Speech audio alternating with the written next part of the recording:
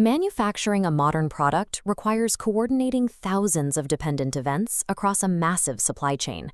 Success depends on the precise arrival and assembly of countless individual components in a specific, timed sequence.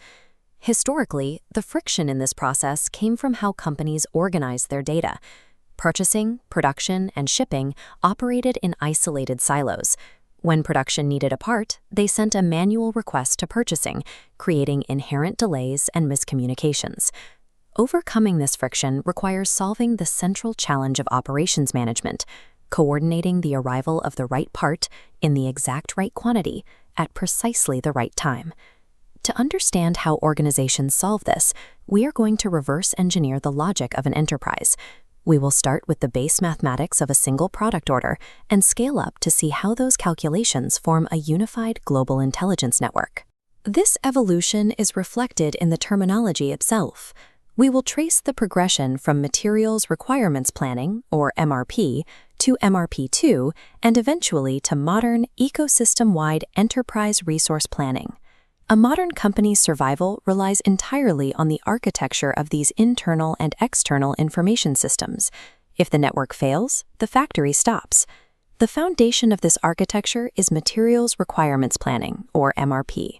This is a computerized push system where the purchasing of raw materials is strictly driven by the forecasted demand for a final product. This product structure tree, or bill of materials, shows how a final product is broken down. To build one unit of product X, the manufacturer requires specific quantities of subcomponents A and B, which require further raw materials like C, D, and E. This table translates that structural logic into a concrete production scenario. To determine exactly what needs to be built, the system must calculate actual production runs based on the component multipliers required for the main product. The first step is calculating the total quantity needed. The system takes the scheduled production run of the final product and multiplies it by the required quantity of each specific subunit. This row illustrates the critical concept of netting. An efficient system subtracts current on-hand inventory from the total needed. For subunit CM12, 40 units needed minus 25 in stock dictates exactly 15 units must be built. Looking at the lower calculations, we see a cascading effect. Building 15 CM12 subunits triggers demand for raw materials, TT413 and XH511, factoring in component quantities and on-hand inventory to determine exactly what to source from vendors. Once the math is complete, the MRP system automatically generates purchase orders based on these exact netted calculations. The MRP engine derives precise mathematical dictates from abstract sales forecasts. By ordering exactly what is required and factoring in existing stock, it protects the company from the massive carrying costs of holding excess inventory. Knowing the correct quantity of parts solves only half the problem. That information is functionally useless if the timing of their arrival is incorrect. This introduces the variable of lead time, the specific delay between initiating a process, like placing a purchase order, and its actual completion or delivery. This schedule chart demonstrates the mechanism of backward scheduling. To ensure the final product, AA115, is ready by its due date in week 6, the system factors in a 1-week lead time and calculates that the bill order must be placed exactly in week 5. Notice the staggered timelines across the lower rows.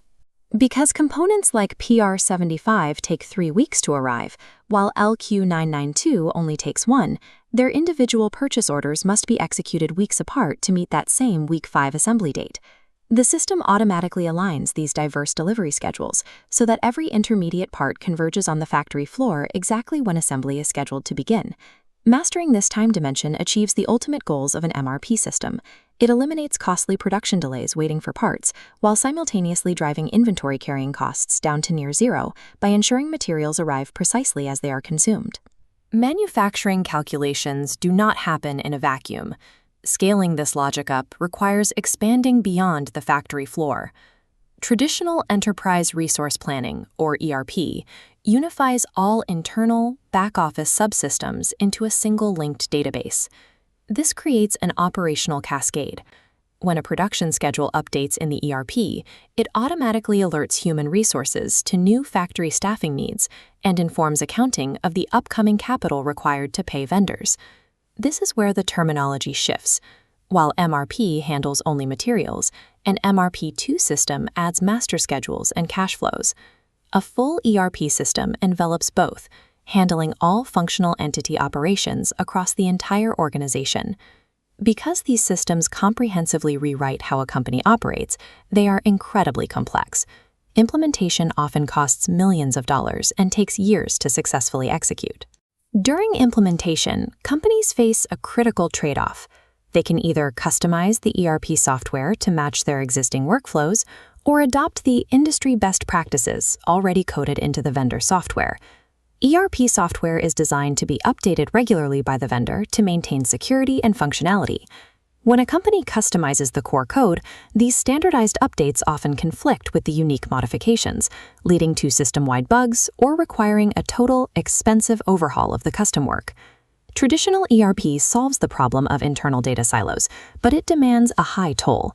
To implement it correctly, organizations must systematically re-engineer employee habits to conform to the software's architecture, not the other way around.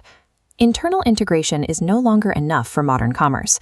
The current generation of ERP, known as ERP2, expands outward to handle front office functions, connecting directly with external parties. Through supply chain management integration, data exchange becomes a two-way street. Suppliers can now monitor a factory's inventory levels directly through the ERP, automatically preparing raw materials for shipping before a formal purchase order is even drafted. Customer relationship management applications utilize business intelligence to track retail product preferences. This feeds external market data straight back into the company's internal sales forecasts, instantly adjusting the entire production schedule.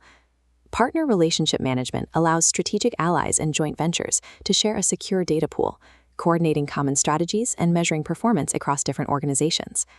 This highly connected ecosystem also facilitates outsourcing, which is the execution of day-to-day business functions by specialized third-party providers. Companies frequently rely on business process outsourcing for tasks like data processing, medical coding, or human resources. By offloading these necessary but marginal activities, the enterprise can focus its resources entirely on its core competencies.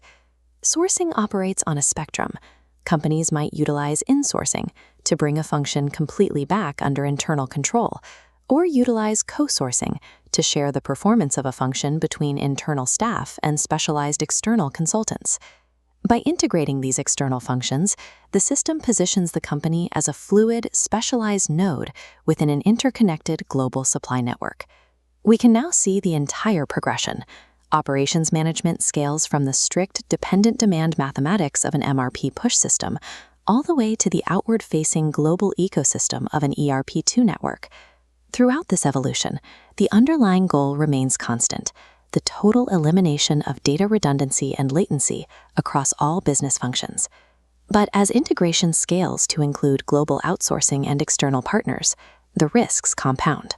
A single misconfigured data field or failed software upgrade can trigger a cascade of errors across the entire chain. In modern operations, the digital architecture routing the information carries the same weight and the same complexity as the physical raw materials moving on the factory floor.